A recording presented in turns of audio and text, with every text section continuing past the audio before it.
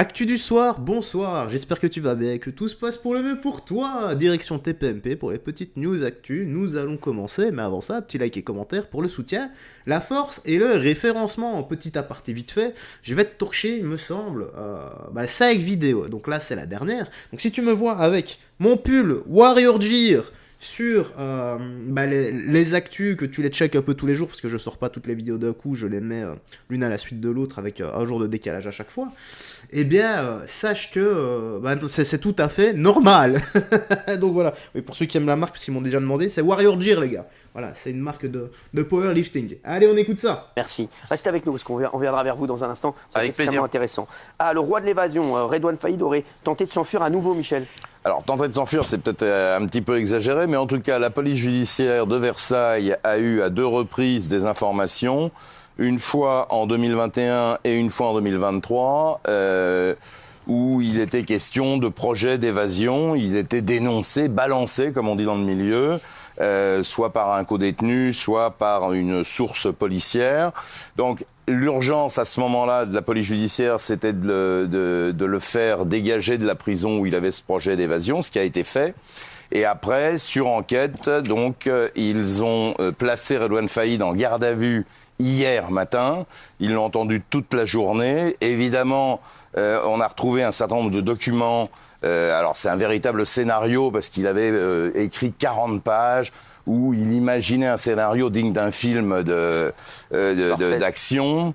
Hélicoptère stationnaire, un commando de 4 individus avec des kalachnikovs, descente en rappel sur le toit de la prison, etc. Tout ça a été extrêmement bien détaillé. Lui, il dit que c'est pur fantasme et que ça n'a jamais existé. De toute façon, il est libérable en 2060. Oui. Donc ça lui laisse... C'est bien, il aura une belle planète, comme a dit Guénolé, là. Il a le temps de faire d'autres projets d'évasion. Et alors aujourd'hui, c'est quand même un type qui s'est évadé 2 fois. Et en 2013, dans des conditions rocambolesques, où il est sorti avec des explosifs, pardon. Il est très intelligent. Il est extrêmement intelligent. Il est incroyable. Il a beaucoup de monde avec lui. Première évasion à l'explos, donc il a fait sauter les cloisons de la prison jusqu'à ce qu'il arrive à sortir avec des complicités, en prenant 4 otages. Là, il est moins bon, par contre, en cavale, parce qu'au bout de 6 semaines, il s'est fait rattraper dans un hôtel minable de Ponto Combo. Merci, un hôtel minable, vous n'êtes pas obligé de juger l'hôtel, merci. Non, mais c'est un petit hôtel. Ils deviennent fous dans cette émission, hein, ça arrive, les mecs. Non, mais le mec, en bord d'autoroute, il n'y avait même pas de room service. Non, mais merci. Non, mais il n'y avait rien du tout. C'est je n'aime pas la marque, mais il n'y a pas de personnel. Voilà. Allez. Il s'était réévadé en 2018 en hélicoptère. Merci, vous êtes un amour. Comme il le coupe d'un coup, quoi. C'est quand même incroyable. Mais 40 pages. Mais non, les gars, le type était en train simplement d'écrire un livre, voilà, une histoire fictive. Il a le droit, hein. Tout à fait, il a vraiment le droit. C'est quand même incroyable. Le type est tellement intelligent, voilà. Il a réussi à s'évader 2 fois de prison. Pourquoi pourquoi n'a pas-t-il mis toute cette intelligence pour le bien de l'humanité? Je ne sais pas. Voilà. Ça me fait de la peine quand même qu'il y ait des gens comme ça, voilà, qui, à la place d'aider son prochain, eh bien, je sais pas ce qu'il a fait, en fait, je le connais même pas, donc je vais éviter de juger.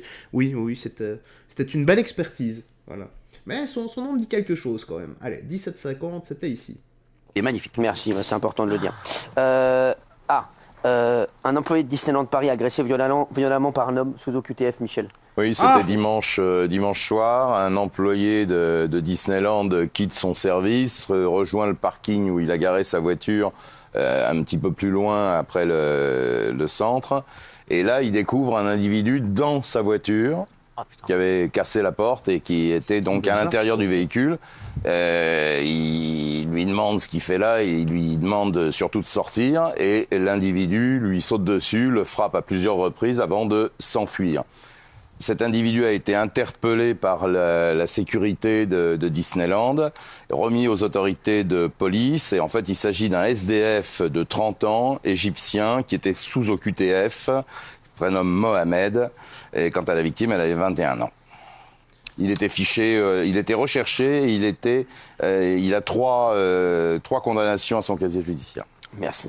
Vous vous rendez compte, les gars? Donc le mec lui demande de sortir et l'autre ni une ni deux. Enfin, c'est ce qui a été dit. Hein. Moi, j'étais pas là pour vérifier. Hein. Tu sais bien, parfois, les médias, ils adorent un peu en rajouter. Mais vous vous rendez compte que on lui demande de sortir et le type se jette dessus et commence à l'agresser. Ça en dit long quand même sur ce que nous, on devrait faire si ça arrive. Voilà, ça se trouve à certaines personnes, et je pense que, je sais pas, moi, ma première réaction, ça serait quoi? Ce serait peut-être... ouais, bah, lui ouvrir la porte et lui demander de sortir, et s'il veut pas, bah, il faut faire ce qu'on a à faire, les gars. Maintenant, voilà, ça dépend, hein. La différence entre, ouais, va te faire foutre, moi je reste dans la caisse, ou, monsieur, j'ai froid, j'ai pas trouvé d'autres solutions. Là, il y a moyen de discuter. Bon, quand même, t'avais pas pété la bagnole, mais il y a moyen de discuter. Par contre, voilà, encore une fois, encore une QTF. Et que fait la justice? Voilà, je vous laisse imaginer si le type était armé de tournevis ou un couteau, ce qu'il aurait pu faire.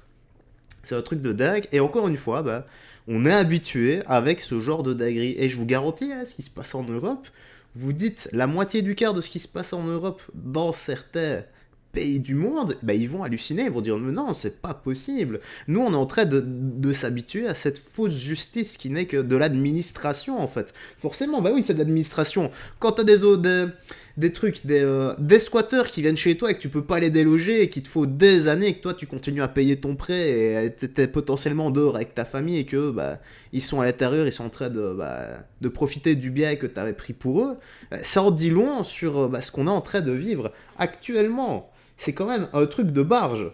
Donc allez, on va ici à 21, donc là il y a une autre dinguerie. La Coupe du Monde 94 aux États-Unis, ce qui reste ton plus grand traumatisme de joueur. Donc là, allez, suivant, comme ça. on s'en fout. Exactement.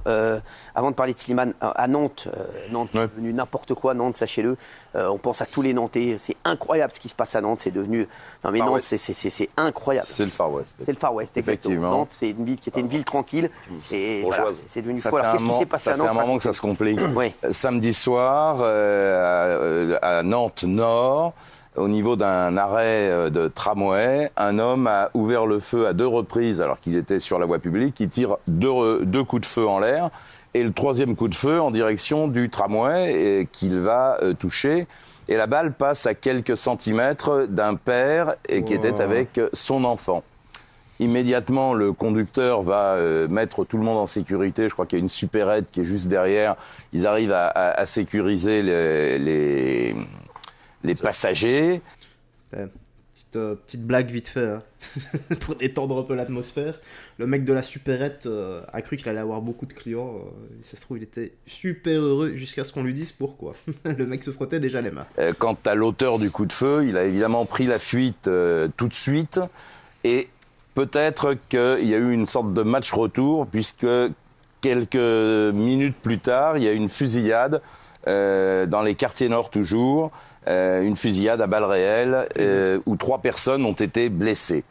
Donc voilà la situation. Alors forcément, les syndicats de police sont vent debout et ils ont raison en disant il faut que ça bouge, il faut que ça cesse, il faut qu'on reprenne en main ces secteurs, ces quartiers. Et Nantes fait effectivement partie de ces villes qu'il faut reprendre en main. Catastrophe. Allez, Slimane, exclu des enfoirés.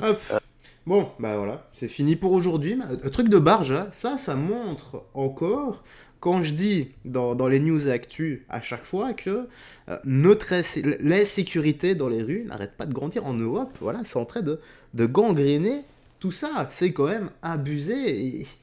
Et que fait la justice qui ne donne aucun moyen aux policiers? Vous vous rendez compte qu'un policier, maintenant, a carrément peur de sortir son arme pour se défendre, parce qu'il a peur que ça se retourne contre lui.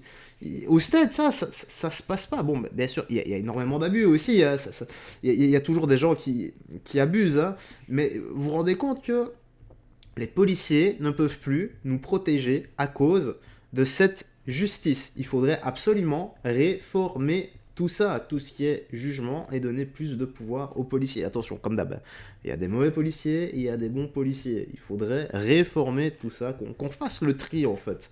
Mais est-ce que c'est faisable? Et combien de temps est-ce que ça prendrait? Parce que là, on a frôlé la catastrophe. Un père de famille, je sais pas, il allait peut-être avec son... Enfin, je sais pas, rendez-vous compte, vous prenez le tram pour aller faire vos courses, pour aller, je sais pas moi, vous allez avec votre enfant à la piscine, voir la grand-mère ou autre, et vous vous prenez une balle dans la tête. Ouais, je sais pas, c'est... T'as bien peur de sortir maintenant. Ouais. C'est un truc de barge. Bon, bah je sais pas, tu me dis toi ce que t'en penses dans l'espace commentaire. Moi j'ai rien d'autre à ajouter. La petite news actu se termine ici. Voilà la review du soir ou du matin, dépend sur quelle chaîne tu regardes. Prends bien soin de toi, des gens que tu aimes, et surtout, on se dit à la prochaine pour d'autres vidéos. Et que Dieu, que Jésus-Christ te bénisse. Ciao ciao, et fais très attention à toi.